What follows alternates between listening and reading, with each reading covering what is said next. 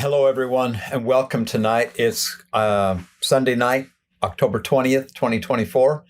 My name is Glenn Rawson, and welcome to this devotional. I'm coming to you tonight from the Caribbean. We're headed towards Tampa, Florida. We will dock there sometime Monday morning.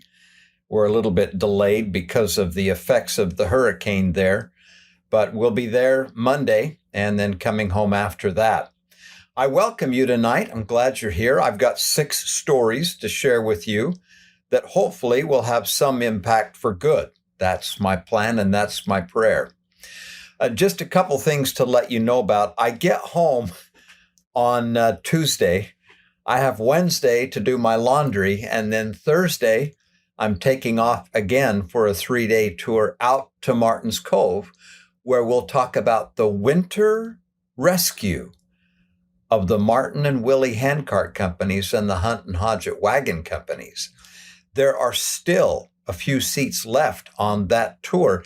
If at the last minute you decide you would like to go with me the end of next week out to Martin's Cove, well, go to glennrawsonstories.com and they can help you sign up. It will only be for 3 days, very inexpensive, but the emphasis will be on the winter rescue of Willie and Martin. And then also I wanted to let you know that in February 3rd, 2025, I'm taking a group on the church history tour to Hawaii.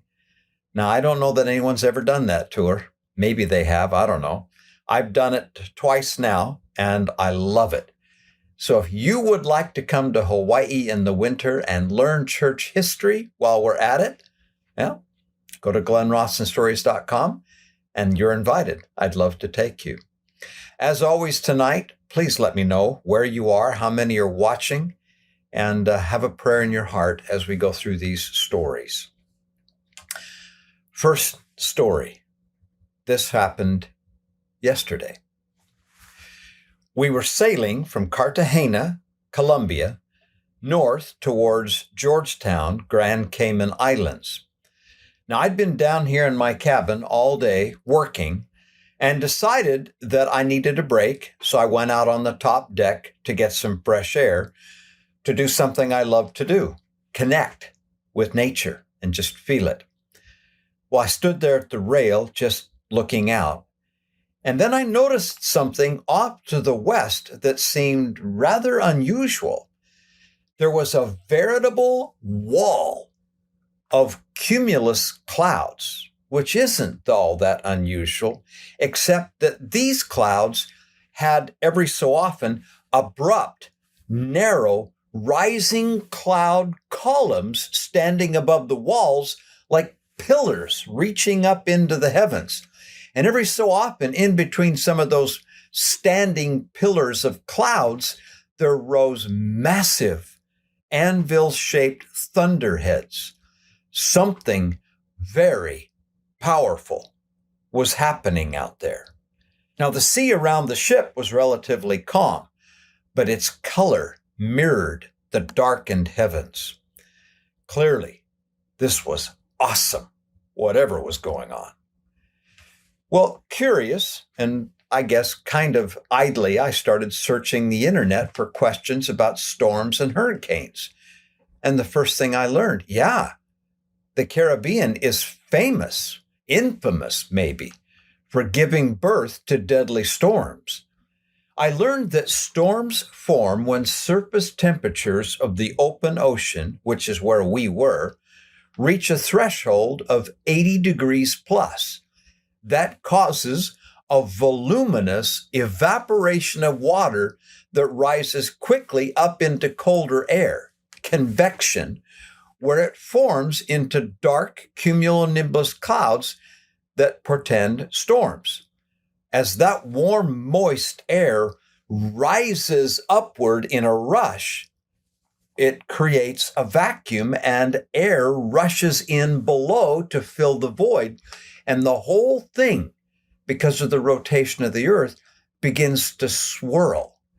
The more warm air rises off the water, the stronger the storm becomes until it forms itself into a self-sustaining self-feeding, swirling, massive cyclone, a killer storm. I also learned that these storms don't form over a small area. They can actually form over hundreds of miles, perhaps even up to 1,000 miles. And that the longer the storm sits out there over open water, and the more it swirls over that warm water, the stronger the storms become. Again, that's how killer storms are born. Then I was curious, what's the prime season for hurricanes? Because we've just passed a couple of big ones.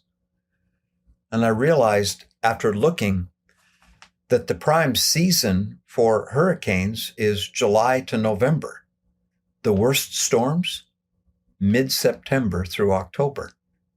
In other words, we were right in the worst place for storms to form and in the prime season. So that got me thinking. I wonder if there are any storms building in the Caribbean right now. I searched and discovered there was. It was a growing storm. It was not yet named because it wasn't big enough, but they had dubbed it Invest 95L. And everyone from Florida through Texas, Central America, everyone was watching that storm to see what would happen. Well, where is it? Where's Invest 95L? I wondered, so I looked that up too and learned that it was in the Western Caribbean. Well, that's a big area. So I checked the coordinates and realized, it's right in front of us and off to the west of a ship. We were sailing right through the edge of a forming storm, and I was looking right at it. You can imagine my feelings as I suddenly comprehended what was happening just a few miles to the west of us. Well, that got me thinking. I walked the top decks and looked about the ship down at the swimming pool.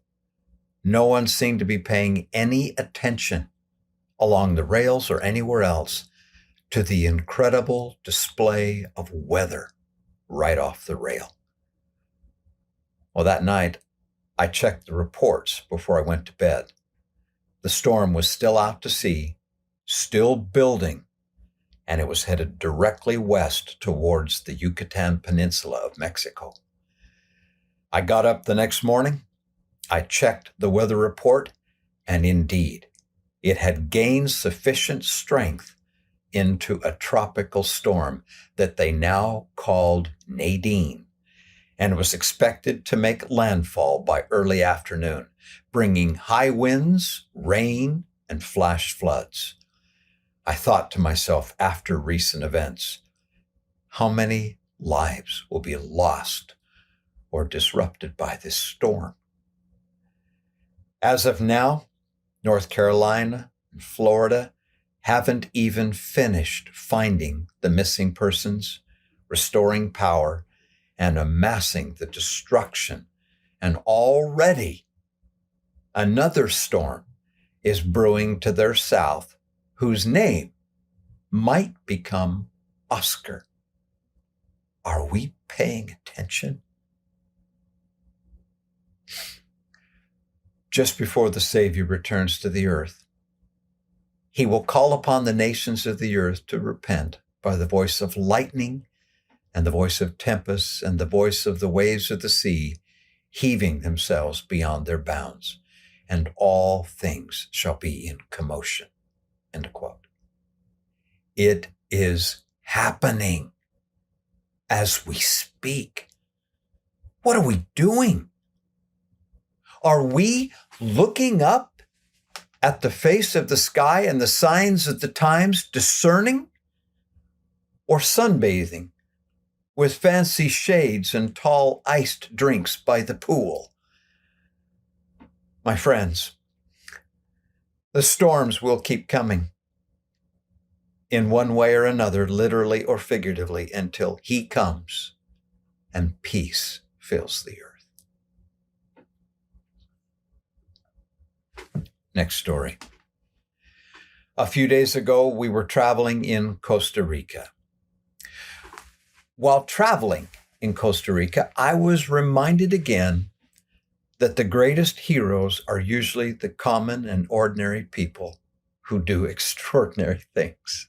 For example, in the mid-19th century, Central America was threatened by a group of American mercenaries led by a man named William Walker. These men had illegal ambitions to establish a slave-holding empire in Central America. Led by William Walker, the American, these mercenaries seized control of Nicaragua in 1856. Walker declared himself its president and then set out to extend his influence to neighboring countries, including Costa Rica. As a preemptive action, Costa Rica declared war and rallied its people to fight. It is believed that Juan Santamaria left his mother in Alajuela and joined the army as a drummer boy. He was not called to fight, perhaps he wasn't old enough, but he was to sound the call of the fight.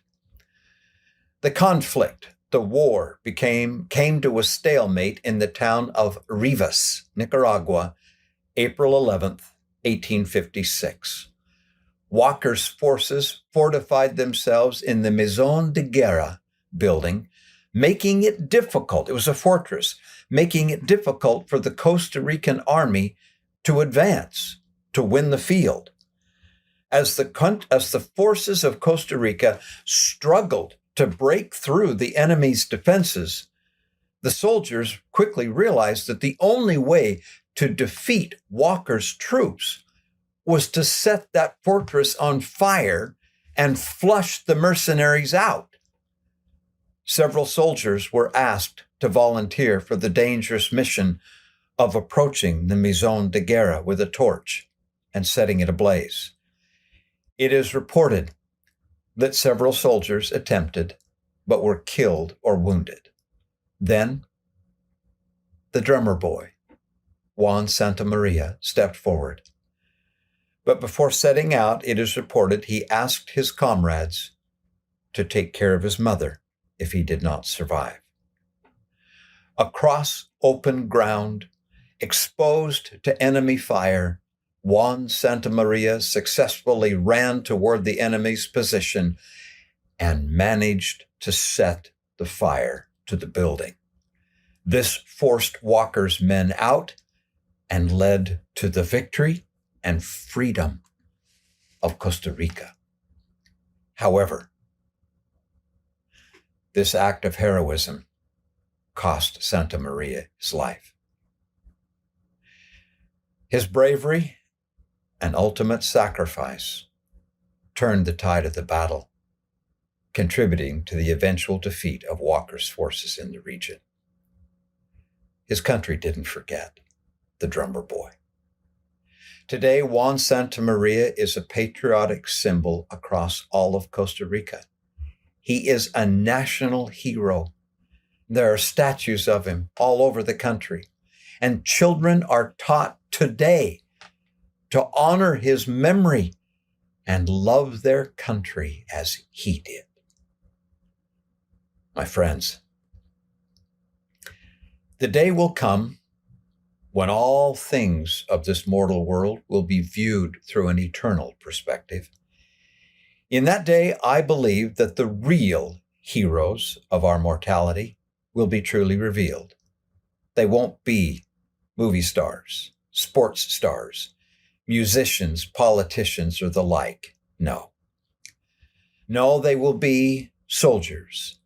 They'll be parents, grandparents, missionaries, and servants of the Lord and of people of all ages, races, and stations who have lived according to covenants and the light they had and sought to do good upon the earth, who have nobly given their lives for others. Indeed, How beautiful upon the mountains will be their feet in that day.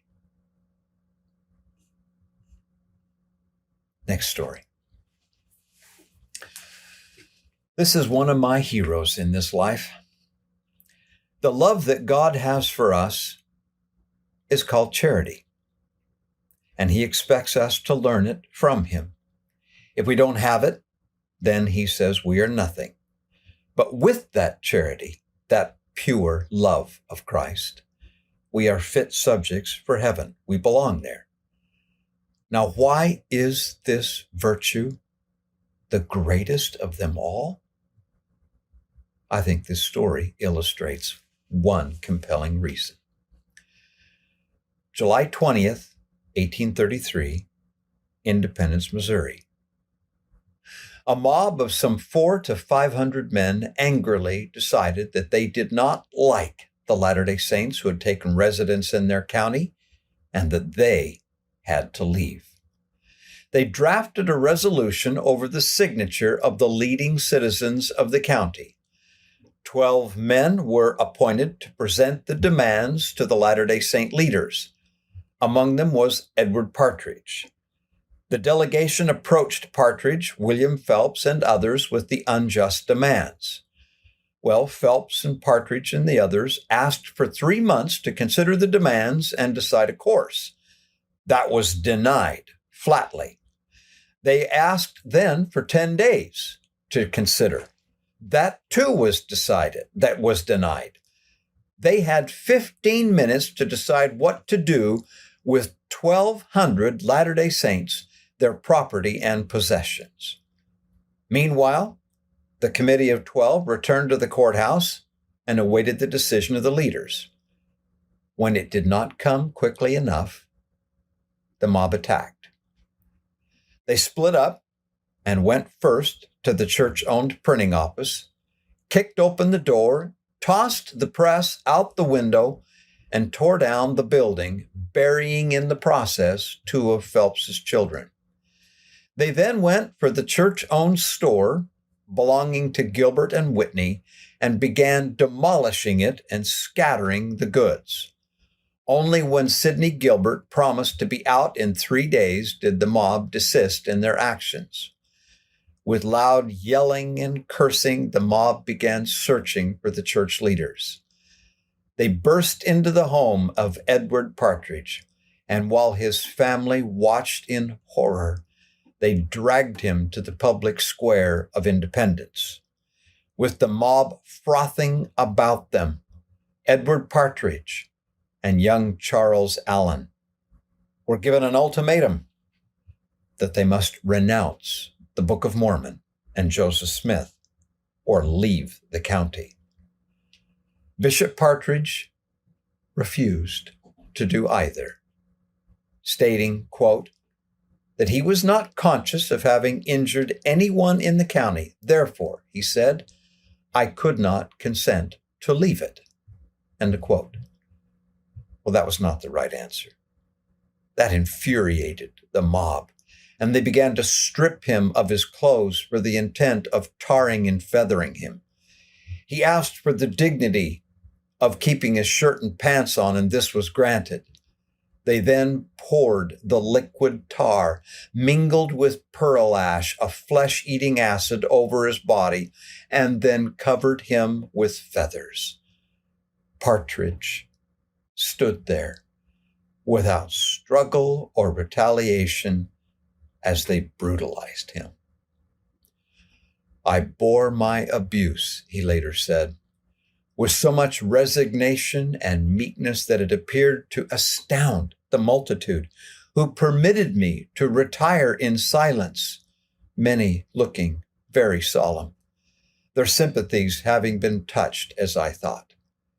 And as to myself, Partridge said, I was so filled with the Spirit and love of God that I had no hatred toward my persecutors or anyone else. End quote. There it is. That's it. Charity is a gift from God through the Holy Ghost, And when a man is filled with that kind of the love of God, he bears no ill will to any man, not even and especially his enemies. That is why charity is the greatest of all, the gift of the gods and what makes them gods. Thank goodness that only people who love like that dwell with God. And as for the good bishop, Edward Partridge, it would not be the only time. He would go on in love to offer himself a ransom for his beleaguered people, and eventually so waste and wear out his life as to die a premature death in Nauvoo. Let's take a break. How are you? I hope you are well. Next year, my friends, I'm going with Fun for Less tours on several places. I would like to invite you to come. Now, I tell you this because if you've ever had an interest in going to these places, you're invited to come with me. First of all, I'm going on 2 church history trips next year in 2025, one in May and the other one in June. These are the tours that go from Philadelphia to Nauvoo and Carthage. Then, in July, I'll be going on the Alaska-Yukon tour, some of the most beautiful scenery in the world. Then, in August, I will go back to the British Isles twice, 2 tours, back to back. And then, lastly, for Fun for Less, I will be going down the Danube in September 2025. Oh, it is beautiful. The history, the scenery, the exotic places and sights. I can't wait to go. If any of these places are on your bucket list, well, come with me. I'd love to have you. I'm inviting you. Okay, next story. Thomas was born January 29th, 1737 in Thetford, Norfolk, England, into a working-class family. His father was a Quaker by religion and a corset maker by trade. The family lived modestly, and Thomas's upbringing exposed him to the difficulties and struggles of working-class life. It would appear they grew up poor and struggled to make ends meet. And growing up that way somehow settled into Thomas and made him acutely aware of the social and economic injustices that pervaded British class society in the 18th century. And it awakened in him something of an empathy for the common working man. Nobody needs to be treated like this. And also, in addition to that, Thomas grew up a Quaker. Now, he wouldn't stay one, but he grew up a Quaker, which also imbued Thomas with the belief that men were born to be equal, not one above another, as the royalty saw themselves. And there was something in Quaker tradition of rebelling against authority. Well, Thomas went to school, but his formal education only lasted to the age of 13. But that didn't stop him. From there on, he went on to become self-taught. He studied literature, science, and philosophy. He learned to think, and he learned to write. Well, as he came of age, he went into business, following his father as a corset maker. But for one reason or another, that business failed. So Thomas took a job as a tax collector. Again, here, he witnessed firsthand the heavy burden that taxation placed on the poor and working class people.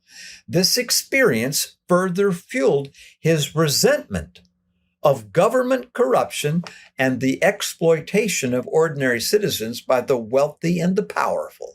End of quote. Well, I don't know why, but I guess I can assume he got fired as a tax officer for neglect of duty, and then took a position as an excise officer where he collected excise taxes. But again, he was dismissed from that position in 1774 after campaigning for higher wages for his fellow excise officers, which, of course, angered his superiors. End of quote. So they sacked him.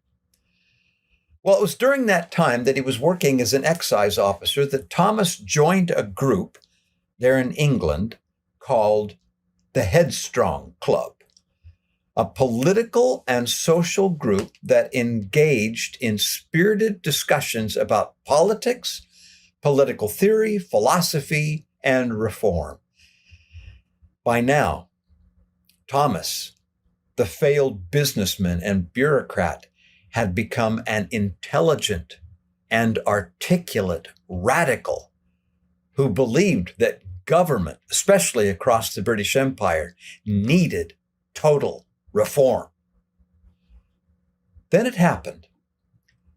Thomas met an old man from America who recognized something great and useful in that young firebrand radical. He gave him a letter of recommendation and told Thomas, "Go to America. We need you." Shortly after that, in late 1774, Thomas arrived in Philadelphia carrying that letter, just as tensions between the American colonies and the British government were escalating. Thomas took a job as a newspaper editor and immediately aligned himself heart, mind, and soul with the cause of the American Revolution. Thomas was to prove himself the man, the pen, the moment, prepared for this moment in time. By late 1775, there was an interesting situation in the American colonies. They couldn't make up their mind. Should we break from England? Be independent? Is independence even possible? That indecision was all across America, from the farm all the way to the halls of the Continental Congress. Americans wrestled with the idea of independence, but they had not seen the corruption and exploitation that Thomas had seen in England. There was no question in his mind what had to happen. So Thomas, the editor, did what he did well. He sat down with paper and pen, and out of his heart and mind came one of the most influential pieces of literature in American history, a pamphlet called Common Sense. It was written in plain, simple English, not scholarly expertise. Plain, simple English, accessible to every American. It laid out the common sense and inevitability of American independence. Quickly, it became a bestseller and galvanized the resolve of America. His ideas rang true, and Americans threw themselves into the revolution with greater effort. Within 6 months, the Declaration of Independence was declared, signed, and published. It was Thomas who first persuaded Americans that government comes of the people, by the people, and for the people. It was Thomas who reframed the conflict with England from a local resistance in Massachusetts against unjust taxes into an outright rebellion, a revolution, and an eternal quest for liberty and self-determination. That America didn't want to be treated fairly by Mother England. They wanted to be free of England, and they wanted to be an independent nation. Thomas, the failed firebrand from England, fresh off the boat, who inspired America to fight all the way to independence? Thomas Paine. Oh, and one more thing. That old colonial visiting America who saw something in Thomas useful and recommended him to America, sent him there, was Benjamin Franklin. Can you see those? Kind of cute. I don't want to unbundle them, but if you get a good look at them. I was in Guatemala with my group, returning from Antigua to the port city of Puerto Quetzal. I was teaching them on the bus and entertaining the group with some fun stuff about Guatemala when I came across a unique tradition among the people of Guatemala. Now, just by way of background, Guatemala is the heart of the ancient civilization of the Maya that thrived until about 900 AD. The great cities of Tikal, Palenque, Calakmul, and Copan were spread across Mesoamerica, demonstrating the power of this once mighty kingdom. Well, today, those great cities lie in ruin, and that powerful civilization is gone. But estimates today suggest that around 40 to 60% of Guatemala's population is of Mayan descent, though exact figures vary. The civilization is gone, but the people aren't, and the traditions aren't. Guatemala is unique. It's a cultural melding in that country of Catholic and Mayan tradition in ways too numerous to mention here. The ancient customs and cosmology of the Mayans blends with modern Catholicism all across Guatemala in their feasts, fiestas, celebrations, and saints. Quote, this syncretism has created a rich and vibrant culture that honors both ancient Mayan spirituality and Catholic Christian faith. End of quote. Now, among those traditions in Guatemala is this. It's called the Worry Doll. These dolls are simple and handmade. They originate among the indigenous peoples of the mountains of Guatemala. They are used as a tool to help people, especially children, cope with anxiety, stress, or worry.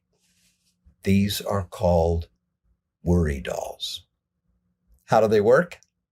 Well, before going to bed, you take one of these dolls, and depending on the number of worries you have to each doll, you take that doll, and as you go to bed, you tell that doll exactly what troubles you, each worry to a single doll. And as soon as you pour out all of your worries, one to each doll, you place that doll under your pillow. The belief is that while you sleep, the dolls will take away your worries and help you have a peaceful night's sleep. End of quote. What originated in the highland villages of Guatemala among the ancient Mayans has now caught on across the world. Worry dolls work. They work by providing a symbolic way for you to unload your anxieties through the ritual of sharing your worries and allowing the dolls to take care of them for you overnight. People, especially children, can gain a sense of relief and comfort.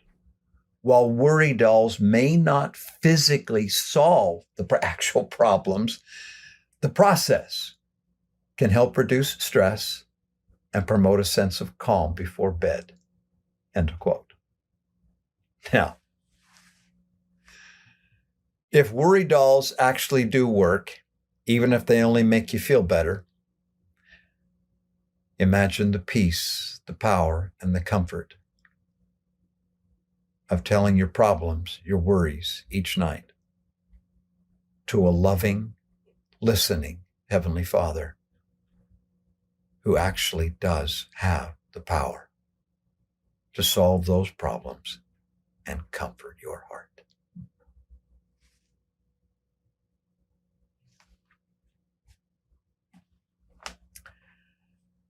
Last story for tonight.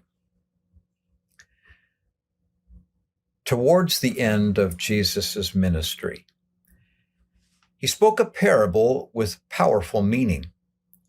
Luke says it was addressed to, quote, certain which trusted in themselves that they were righteous and despised others, end of quote.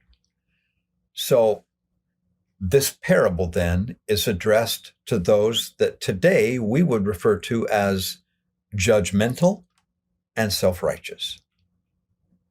This is the parable. Quote, 2 men went up into the temple to pray, the one a Pharisee and the other a publican, end of quote. Then as now, the temple was a house of worship and prayer. It was the best place on earth for these 2 men to go to connect with the divine. Continuing, the Pharisee stood and prayed thus with himself, God, I thank thee that I am not as other men are, extortioners, unjust, adulterers, or even as this publican. I fast twice in the week. I give tithes of all that I possess. End quote.